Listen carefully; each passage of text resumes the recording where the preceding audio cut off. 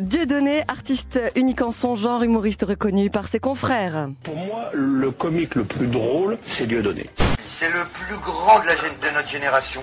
Je trouve que c'est quelqu'un qui est proprement génial. Je suis pas le seul à le penser. Tout le monde, même ceux qui ne lui parlent plus, admettent que c'est un de nos meilleurs. Dieudonné est formidablement drôle.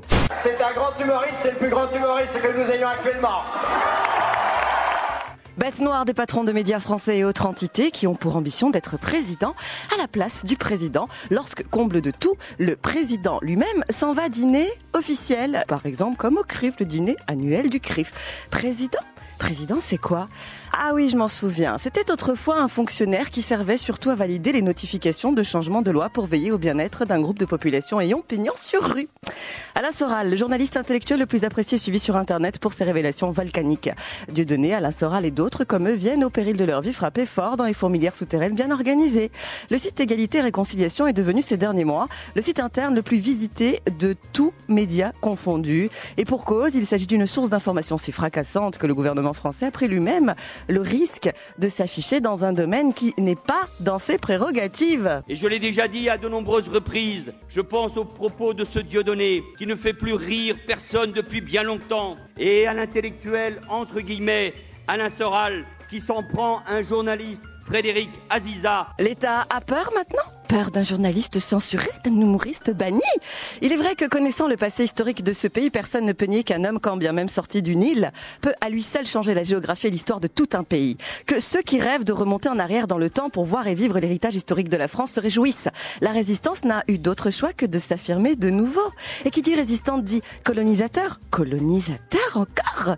Mais il est où ? Je ne le vois pas, à moins qu'il soit diaboliquement bien organisé. Nous n'étions pas là le 14 juillet 1789, place de la Bastille, pour chanter la Marseillaise, mais nous étions là à Bastille lorsque pour la première fois les Français ont dit non aux ordres des corrompus pour que la vraie liberté d'expression reste libre pour ceux dont le talent est un don. Alain Soral, Dieudonné et d'autres résistants sont en train de rendre à la France sa culture originelle et la mémoire de ses origines religieuses, puisque la France est chrétienne depuis l'an 312.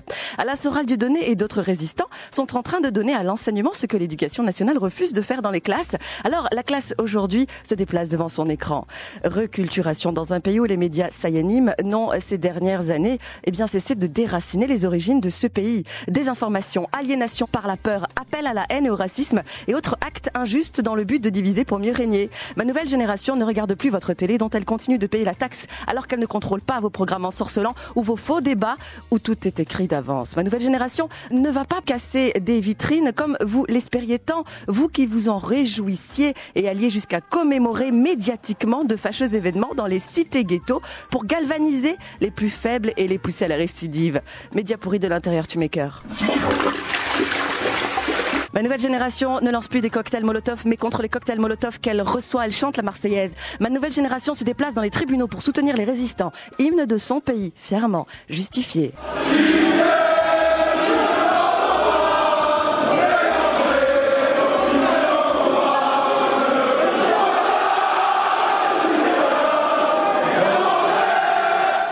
Les médias infiltrés, les armées de l'ombre, les Sayanim de Benyamin Netanyahou et la confrérie organisée en réseau souterrain enraciné dans la justice et la politique française ont tous eu une idée. Mettre fin à la vie publique d'Alain Soral et de Dieudonné et puis les autres comme eux, deux perturbateurs, dénonciateurs, saboteurs et autres tartartartartar. Mettre donc fin à la résistance de ces deux Français. Les techniques sont simples. Au début, vous avez tenté de faire cela par l'agressivité en lançant, et j'en ai encore froid dans le dos, de l'acide sur le visage d'un citoyen français qui en savait trop. Puis, pour plus de discrétion, vous êtes passé aux méthodes par l'endettement, convocation devant la justice, amende, procès en série, assignation, etc., etc. Et pour ce qui est de Dieudonné, puisque c'est ça le thème en fait de ce buzz international, la justice, Dieudonné abonné lui aussi aux assignations. Tu oses, avocat Sayanim, le poursuivre pour appel aux dons illégaux.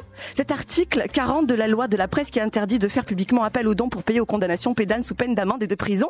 Mais dis-moi, avocat infiltré, sur quel chapitre de loi te bases-tu ? Sur ceux de la liberté de la presse du 29 juillet 1881, ceux où les amendes sont encore en francs et dans lesquels, un article 24 nous apprend que ceux, par voie en tout cas de presse, qui dans les lieux publics auront directement provoqué à commettre des incendies contre la sûreté de l'État seront punis de 3 à 2 2 ans d'emprisonnement et de 100 à 3000 francs d'amende. Et que tout cri ou chant séditieux, c'est-à-dire appelant à la révolte, proféré par voie de presse dans les lieux ou réunions publiques, seront punis d'un emprisonnement de 6 jours à 1 mois d'amende.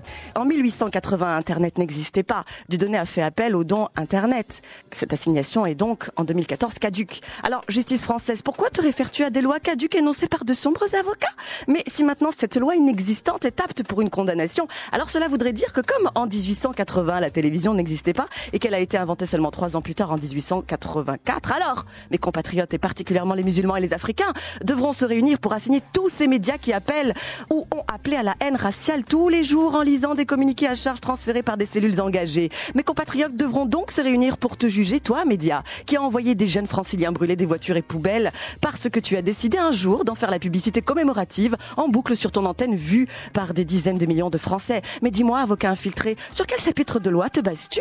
Sur ce chapitre où l'on trouve l'article 27, écrivant que la publication ou reproduction de nouvelles fausses, de pièces fabriquées, falsifiées ou mensongères sera punie d'1 mois à 1 an d'emprisonnement et d'une amende lorsque la publication ou reproduction aura troublé la paix publique et qu'elle aura été faite de mauvaise foi. Dans ce cas, mes compatriotes devront eux aussi se réunir pour juger tes chroniqueurs religieusement incultes et généreusement arrosés dans ce que l'on appelle encore médias aujourd'hui, qui ne cessent depuis des années de diffuser des images odieusement trafiquées pour monter un peuple contre ma nation. Alors, la bonne blague arrive avec l'article 69 qui stipule que les lois sont applicables à l'Algérie et aux colonies. En tout cas, les textes de loi sont à la portée de tous sauf des ignorants. Quant à la peur, elle n'existe pas chez les résistants. En attendant, une nouvelle ère est en train de s'écrire en France, à la barre de ce qu'on appelle encore justice, sauf que la vraie justice est un héritage du code divin, bouclier contre le code du malin.